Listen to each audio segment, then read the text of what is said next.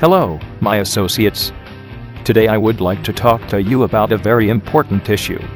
Perhaps you think that I should start talking about some nonsense. But please touch and listen to me. Now I would like to discuss our so-called problem with Ukraine's economy. Just do not run away immediately, sit down and listen carefully.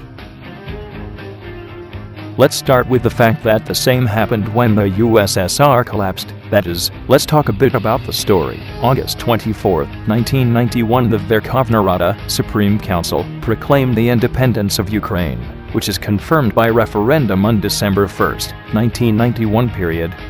After the collapse of the Soviet Union, Ukrainian industry was involved in the process of partial deindustrialization, which, unlike Western countries, had no post-industrial nature. To form a democratic political system, enshrined in the Constitution of 1996. Next, I will bring some economic figures from 1990 to 2008. The share of machinery in the structure of industrial production in Ukraine has changed from 31 to 14%, ferrous metallurgy from 11 to 27%. Ukraine's economy, the 39th largest economy in the world. GDP at PPP, 2009. GDP per capita $6,400, 2009. The fall in GDP in 2009 amounted to 14.1%. Debt of Ukraine in March 2010 reached 93.5% of GDP.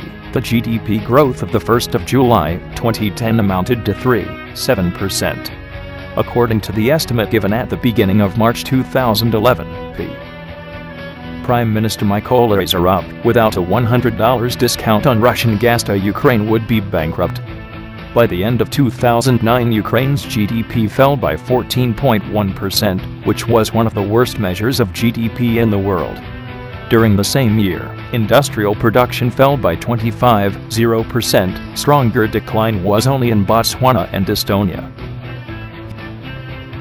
New Energy Development Strategy of Ukraine till 2030. Crucial role in the adoption of a new energy strategy of Ukraine have played two factors: the gas conflict between Russia and Ukraine 2005 to 2006 and a significant increase in oil prices on world markets in 2005 and early 2006.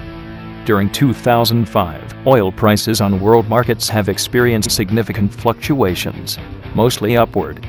In 2005, the export price of oil on condition Urals grew by almost 36%, from $295 to $400 per ton. Prices for Russian oil that comes to processing in Ukraine grew up in the same period by almost 70%. New Energy Development Strategy, developed for the period up to 2030, is to reduce the share of consumption of gas and oil in power plants and priority development of the coal and nuclear power. Important role in this document places the development of hydropower, the use of alternative energy sources and coal mine methane. An integral part of the new concept is also the introduction of energy-saving technologies. In conclusion, I want to say a conclusion from all that is listed earlier. Society will have to adjust to new price conditions dictated by external factors. Thank you for your attention. Song for saying good.